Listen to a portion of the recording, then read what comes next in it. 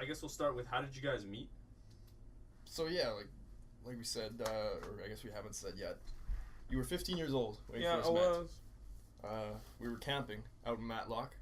Greatest part of Manitoba, by far. Yeah, the inner lake. I was 17 years old. Steve was 15. I had come out with a bag full of beers in the back of my buddy's trunk. Oh, garbage bag full of beers.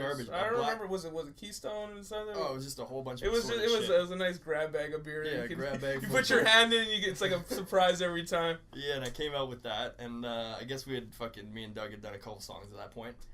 Fat Rooster Squad. Yeah, we were Fat Rooster Squad with my buddy F1NK back in the day. Fuck. Okay, that was forever ago. So initially, I started rapping when I was like 15 years old. Just on the shitty fucking setup that I had. It was my laptop, my personal laptop, from back in the day. Piece of shit. Barely fucking ran. And I was recording with a headset. Like a gamer headset, straight up. Put it over your ears, little mic right there. That honestly, he's saying it's ghetto, but that's probably the most efficient recording setup you can have. It was 2 in 1. Super efficient. What's more efficient than BOGO? Buy one, get one. And yeah, I did that, and I recorded a couple covers. Like, no original songs at this point, because I was fucking 15 years old. I didn't know what the fuck I was doing. It would come out terrible. It takes years and years of practicing your craft to be able to talk about your dick like I do now. What I had done was I had taken MF Doom beats for 3 of his tracks. All Caps was one of them. I don't remember the other ones. Accordion was one of them. Actually, that's a lie. You touched like the most classic Doom beats. Absolutely. Right? And I just fucking... all the classic Doom I took all the classics and I fucking butchered them. Like, I just fucking recorded myself basically just rapping what he rapped. Because I liked it, and I didn't know how to do it myself, so I was like, fuck it, I'll copy this guy. Yeah. Okay, so it's just straight covers. Literally covers. Straight covers. And I put these on my iPod, and I never expected anything to come of it. You know, I just did it for me, because I was a fucking kid, jacking off, wasn't doing it, whatever. And I was in study group one day, for the kids who are a little bit stupid, and they fall behind and whatever. You have to do your homework from the fucking previous year to catch up and get your credit. And I was in study group, and I had lent my iPod to my buddy Fink. And he was sitting there, and he was listening with our other buddy Joe, and they had an earbud in each, and they were just rocking back and forth. I'm like, yo, what are you guys listening to? And he turns around and he's like, you. And I was like, oh shit, yeah, that. Were you embarrassed at the time? At the time, absolutely, because I was a fucking awkward kid, you know? I was big, thick, bottle cap glasses, skinny as fuck. Lanky as Same fuck. As always. Yeah, even skinnier than I am. Not much has changed. Honestly, like, just stand up just to show how slender you are, man. Like, not much has changed, you know? I mean, this is me. This is who I've been my entire fucking life. And he turned around and he said, you. And he was into it for whatever reason. He was a stupid kid. He was in the fucking remedial class, right? So he didn't know what he liked. But that gave me the confidence, and I was like, well, fuck it. Why don't we record a couple songs? We showed it to my buddy Doug, West Bambino, 880 Downing Street if you want to find him. And we got together, and the 3 of us, me, my buddy Fink, and Doug, we formed what was initially PRS, the Fat Rooster Squad. Real original. That was, what year would you say that was? Oh, fuck. 2007? No, 2006 probably. 2006. 06, 07. Yeah, that's around the same time we met too, right? Yeah, right around the time, because we had just recorded, like, PRS songs. Yeah, I remember. And I came out, and I remember you gave me props on it, and I was like, fuck, people like this? But you were 15 years old. Yeah, it's like, what the fuck does this 15-year-old kid know? Like, little did he know I had immaculate taste. Yeah. So then how did rapping start for you, Steve? Like, just writing, like, were you writing raps at the time that you met Diz, or? You know what, I didn't really start rapping until, I guess I was 18, I'm 21 now. Mm-hmm. And it was all because of this guy and West that I really started penning rhymes. Like, you were there the first time I was in the basement the first time. That's right. So that goes way back. Yeah, super bad, you know, right. so. How do you feel about that early stuff? Like those first bit of recordings? I'm like, when you look back at it, obviously you're like, wow, this is what I did right when I first started rapping, you know. It's just, you see the growth, you know. It's always about growth. You can only get better the way I look at it, right? Yeah. So, I mean, at the end of the day, you look back at that stuff and you just think, wow, I was a young kid trying to rap. Mm-hmm. I look at it like baby pictures, you know? Exactly. I'm not embarrassed by it. I'm proud of it. I mean, fuck. This is what got us started. This is where we came in. Listen to us now. Holy fuck. So those early ones, were you writing hooks to those too? Or is it just, I can't remember if we had hooks. Were there hooks done? We had, yeah, absolutely. It became a verse. Even PRS structure, right? Yeah. PRS is how it started? PRS is where it started. When you came in, you there was a hook and a... Even from the beginning, like, we were doing structured songs, which is like, You know, it is a big step from, you know, just recording covers or whatever, you know, to a whole structured song with your own bridge, hook, you know, couple verses or whatever, right? Yeah. And then you guys were finding the beats on Soundclick.com. SoundClick, yeah. Shout out to SoundClick. That was the I place. think a lot of rappers start with SoundClick. Oh, yeah, well, I hey, mean... any 15-year-olds out there right now watching this, go to SoundClick if you want to be a rapper. Just download fucking the top 5 most popular beats. Yeah. Block Knockers or whatever, man. They're still around. Oh, fuck. Jeff Slaps, if he's still around. Shout out to Jeff Slaps. Honestly, around. I think I penned one of my very first raps to a Jeff Slaps beat, so shout out to Jeff Slaps. Definitely was holding it down. I guess we'll talk about the project that you guys have now. It's been a long time coming. Like, we've had these songs. You guys have been performing these songs, never mind. Oh, yeah. We've done 6 shows versus these songs. Man, we've done more than 6 shows now, I think. That's so true, over how long of a time do you think that you've recorded 1,000? What was it? 1,000 thread count. 1,000 thread. Yeah. 1,000 thread count sheet was probably recorded over maybe a 6-month period. I'd say it's about 6 months, yeah. And you've been sitting on them for... about that time. Like, we really went in on the recording, like, all at once, you know. We really kind of started coming in the studio and was banging out 2 songs a night, you know, 3 songs, recording 2 songs, writing another one, you know what I mean? So it was just like, we were really in that mode, really good creativity, you know. A nice it was a beautiful thing for a while. It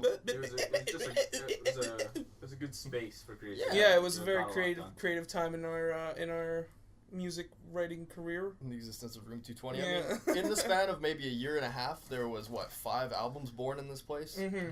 And this is the first one to come out officially. This is the first official one that's going to come out. Yeah. 1,000 thread count. Mm-hmm. I guess, what was it like performing songs before even having a project out? Like, was it awkward, like, performing? You know, it really is like, you don't know what to expect because no one really has heard you before. You know what I mean? But a lot of the shows that we've done has been a lot of love, you know, from the homies and, you know, people coming out, you know, really showing support even though they have no idea what we're going to do or, you know, who we are in a sense, right? Yeah. I think it's great performing when no one knows who you are because there's literally bottom floor expectations. Yeah, exactly. In the same sense, like, they may not have heard, even if it was out, they may not have even downloaded it in the first place. Yeah, exactly. It doesn't really make a difference, I guess. I love coming in fresh. Try to win the audience over immediately. It's like, yo. And so far, so good, I'd say. Like, every show we've had some pretty good reception and people are really showing love after the shows, you know, and that really means a lot to us, you know. It really shows that, like, what we're doing is not for nothing, you know. It's really, people are recepting it. And it's a beautiful thing, really. So are you excited about actually having a product and seeing maybe what the response will be, or does it matter at this point? Oh, it does. Doesn't matter, not particularly, not to me personally, anyway. Because when I go in there and when I create like a fucking project, it's not for anyone else. I don't give a fuck. It's for me. Amen. Because I want to put it out there. This is what I feel like. This is what I feel like listening to. Yeah.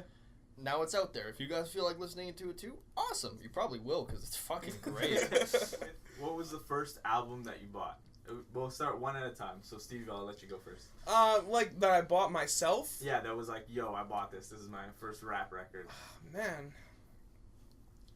I think like the first CD that I didn't necessarily buy it. My mom bought it for me. But the first CD that I pulled off the shelf was Big Willie Style by Will Smith. Yeah, and like I'm not ashamed. No, honestly, I like it. That sculpted me as a person and as a rapper too. You know what I mean? Like, my mom would let me listen to that shit because it didn't have a parental advisory sticker on it. You know what I mean? And there was some bangers. Nas was writing for it, so really it was like I'm listening to a Nas album. I mean, that's my fucking. Get Jiggy with it's always been the jam, right? And it always will be the jam.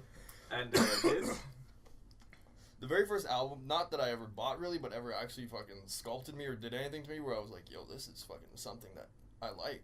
It was Deltron 3030. Ooh, that's a deep cut. Yeah, man, some little Del the Funky Homo Sapien. Maybe we'll put it. Yeah, Del the Funky Homo Sapien. Del the Funky Homo Sapien. And Dan the Automator. And Don the Automator, man. Holy fuck. 14, 15 years old, I was listening to that, and I didn't understand fucking anything. It was just spacey beats. And life is a doom when your life gets a ruin, when your life gets a ruin, when your might get ruined.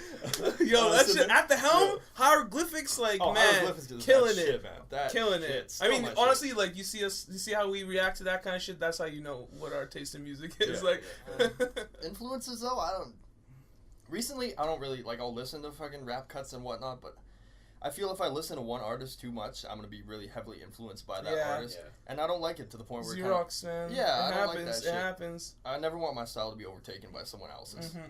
That's fair. That's fair.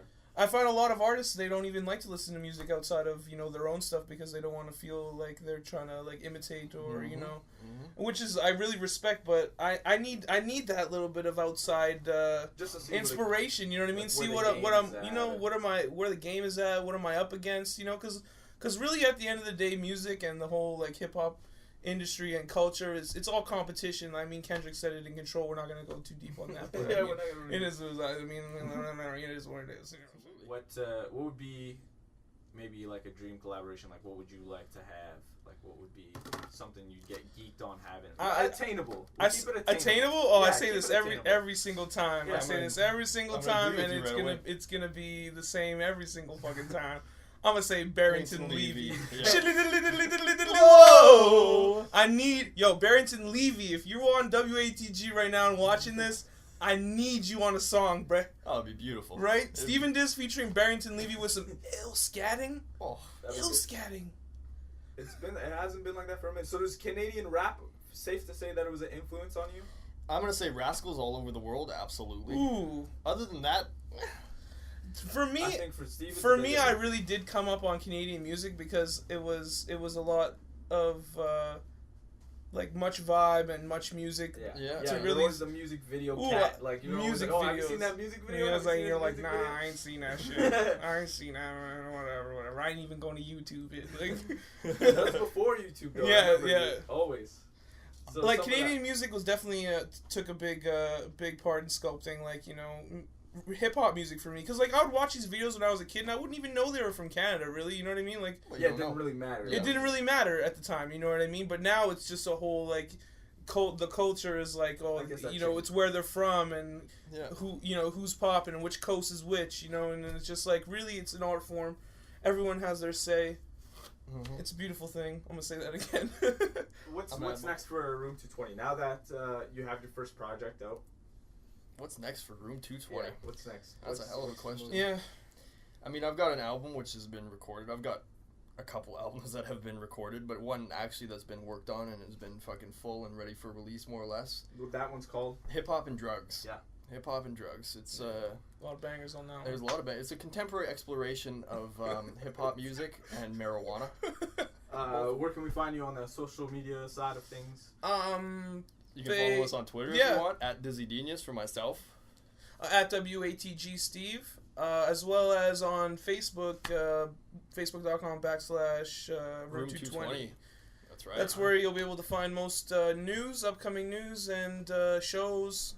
Really? Because I don't update that much. Yeah, me neither. No, I'll be updating on it. There we go. I'll take over that. We'll have that on WATG if you guys are doing a show. You will be doing a show October 4th. October 4th at the Rosenby Pub on Sherbrooke. Yep. It's going to be $5. It's going to be cheap, and it's going to be fun. There's going to be lots of fucking beers and indie dudes who are fucking jamming out. I'm going to say right now, there's probably going to be lots of bitches. Woo! Probably going to be lots Woo! of bitches. That's a pretty... None for you if you come out. They're all for me. Every single one of them. Yeah, but exactly. there will be a lot of bitches. All right, man. Thanks, guys. Room220.bandcamp.com 1,000 thread count sheet exclusive.